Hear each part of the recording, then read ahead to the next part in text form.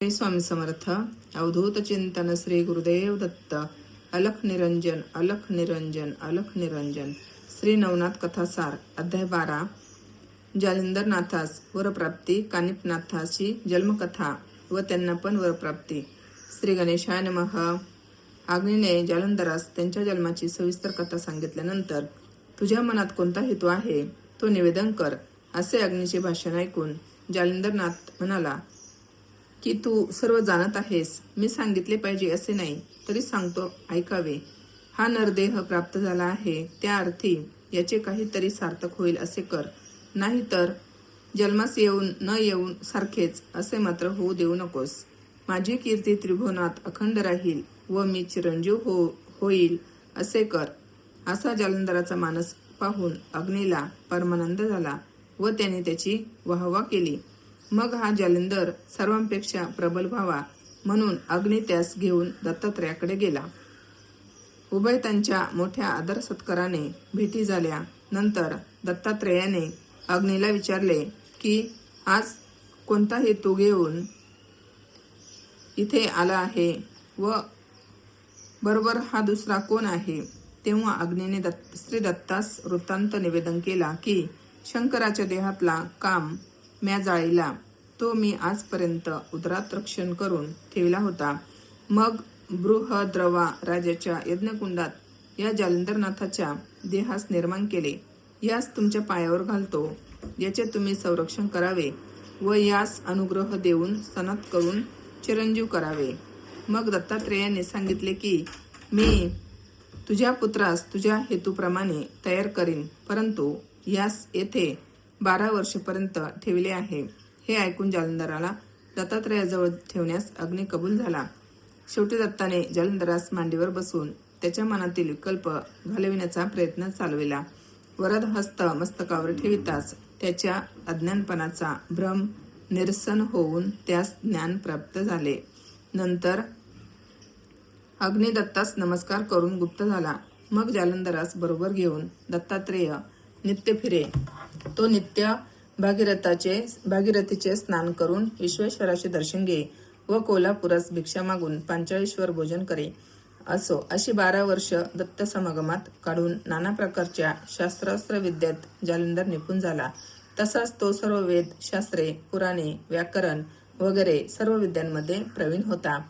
अशा रीतीने परिपूर्ण झाल्यानंतर दत्ताने देवतांची आराधना केली व ती सर्व दैवते जालिंदरास वर देण्यासाठी खाली उतरली. मग अग्नीने तेथे येऊन व जालिंदरास वर देण्यासाठी खाली उतरली. मग अग्नीने तेथे येऊन जालिंदरास सर्व विद्येत निपुण पाहून आपला आनंद प्रदर्शित केला. तेव्हा दत्तात्रेयाने अग्नीस सांगितले की आता हा सर्व विद्यांमध्ये निपुण झाला आहे. आता दैवते प्रसन्न करून घेतल्यावर त्यास भेटून त्याच्यापासून वर देवावे. हे ऐकून अग्नीने त्याच खांद्यावर बसून त्रिभुवनातील दैवते दाखवली. मागे मच्छिंद्रनाथाचे ज्या दैवतास अनुकूल करून वर मागून घेतले होते त्याच देवतांनी जालिंदरास वर दिले. नंतर जालिंदराने बद्रिकाश्रमात जाऊन तेथे 12 वर्ष तप केले व कसोटीस उतरल्यावर सर्व देवांनी माना डोलविल्या.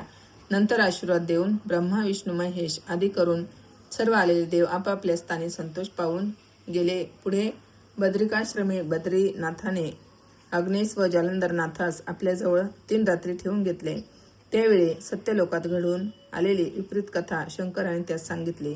ती अशी: ब्रह्मदेवाची मुलगी सरस्वती ही 12 वर्षाची असता तिचे रूप व अवयवांचा नीटनेटकेपणा पाहून ब्रह्मदेवास कामाने व्याकुळ केले.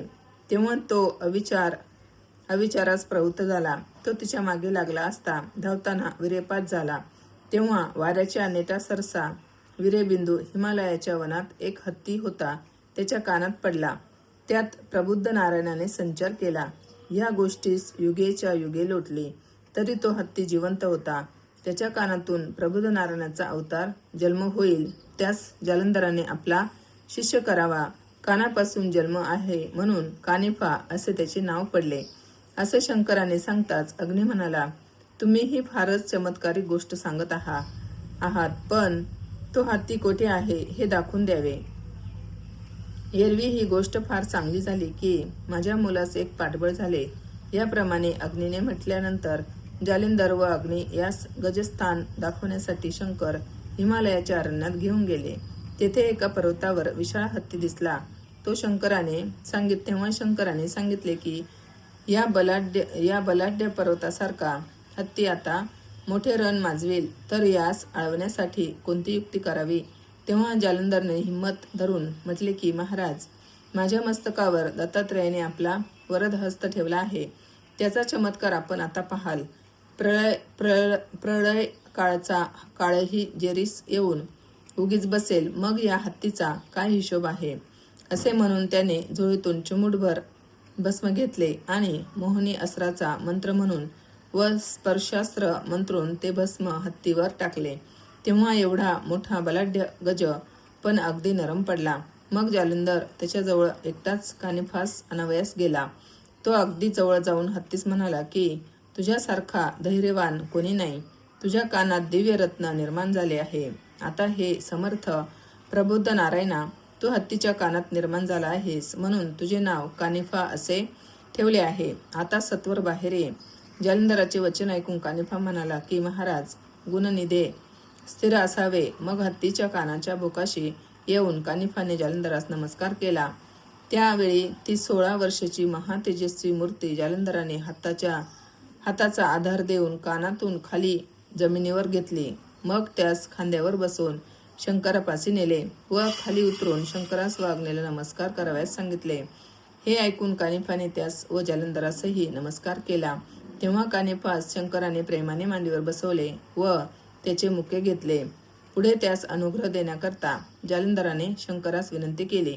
अनुग्रह झाल्या वाचून अज्ञानपणाचा मोड व्हावयाचा नाही, असे मनात आणून शंकराने सुचवल्याप्रमाणे गुरुचे स्मरण करून जालिंदरनाथाने कानिफाच्या मस्तकावर हात ठेवून कानात मंत्राचा उपदेश केला.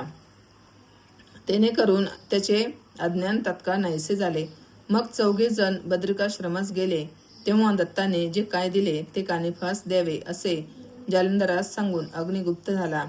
तेथे शंकर 6 महिने पार्वती त्यांना भेटत होती. 6 महिन्यात कानिफा सर्व विद्यांमध्ये निपुण झाला. पण संजीवनी वाताकर्षण ही 2 अस्त्रे मात्र जालिंदराने त्यास सांगितली नव्हती. कानिफास अस्त्रे दैवते प्रसन्न करून द्यावी म्हणून शंकराने जालिंदरास सांगितले. मग जालिंदराने हात जोडून प्रार्थना केली की कानिफा सकल विद्येत निपुण झाला, त्यास वर द्यावेत. हे ऐकून सर्व दैवते म्हणाले की तुला आम्ही वरदान दिले, कारण दत्तात्रयाने तुला विद्या शिकवली व अग्नीचीही त्यात बीड पडली.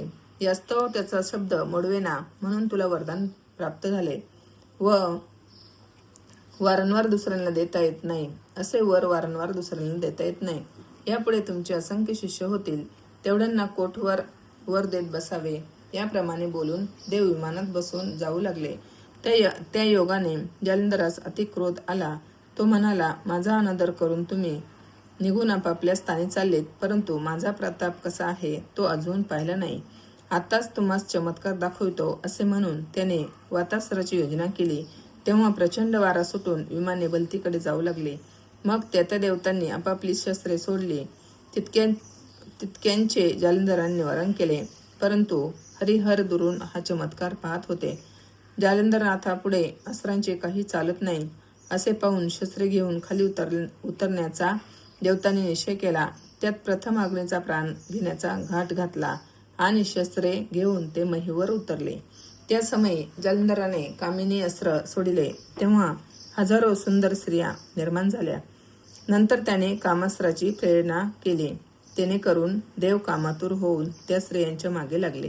त्याच्यावर स्त्रिया आपले नेटकटाक्ष बाण सोडित होत्याच. त्यापुढे पळत व देव त्यांची विनवणी करीत पाठीमागून जात. असे करीत त्या बोरीच्या वनात शिरल्या. त्या स्त्रिया झाडावर चढल्या तेव्हा देवही चढले. इतक्यात स्पर्शास्त्र मंत्र म्हणून भस्म फेकताच ते प्रगट होऊन गेले. तेव्हा देवांचे पाय झाडावर चिकटले. कित्येकांची डोकी खाली व पाय वर अशी दशा होऊन ते लोंबू लागले. तेव्हा हरिहर दिसू लागले व आज बरी गंमत पाहावयास मिळाली असे ते बोलू लागले. इतक्यात स्त्रियांनी सर्वांची वस्त्रे सोडून घेऊन त्यास नग्न केले व जालंधरनाथापाशी त्या वस्त्रांचा एक मोठा ढीग केला. मग जालंधरनाथाने कानिफास इशाऱ्याने सर्व देव उघडे झाल्याचे जाणवले. यावरून तो ज्याचे त्यास वस्त्र नेसू लागला. आपली अशी दुर्दशा झाल्यामुळे देवांना पश्चाताप होऊन अतिशय दुःख झाले. त्यास कानिफा म्हणाला, मी गुरुच्या नकळत तुम्हास वस्त्रे नेसवीत आहे, पण ही गोष्ट गुरूंना सांगू नका. तो दर एक देवास वस्त्र नेसून त्याच्या पाया पडे. याप्रमाणे कानिफाची नम्र भक्ती पाहून देव समाधान पावले व त्यांनी प्रसन्न चित्ताने त्यास वर दिले. अस्त्रात आम्ही सर्व प्रकार अनुकूल असल्याचे कबूल केले. मग जालंधरनाथाने विभक्त अस्त्र सोडले, तेव्हा सर्व देव झाडास चिकटले होते तेथून मुक्त झाले व अस्त्रे भूषणे सावरून जालंधरनाथाजवळ गेले. त्यास त्यांनी नमस्कार केला व अस्त्रांमध्ये आम्ही स्वतः प्रगट होऊन साक्षात्कार दाखवू असा कानिफास वर दिल्याबद्दल कळविले. तेव्हा जालंधरनाथाने सर्वांस सांगितले की पुढे मी साबरी कवित्व करणार आहे, त्यास कृपा करून तुम्ही सर्वांनी साई व्हावे. त्यास त्यांनी रुका देऊन वचन दिले व ते सर्व आपल्या स्थानी गेले. नंतर हरिहर, जालंधरनाथ व कानिफनाथ 3 दिवस बद्रिकाश्रमात राहिले. फलप्राप्ती. देवतांचा कोप क्षोभ संपेल, सर्व देव अनुग्रह करतील. अध्याय 12 संपूर्णम. अलख निरंजन, अलख निरंजन, अलख निरंजन. भेटूया पुढच्या व्हिडिओमध्ये अशाच नवीन माहितीसह. तोपर्यंत सर्वांना श्री स्वामी समर्थ. अवधूत चिंतन. श्री गुरुदेव दत्त.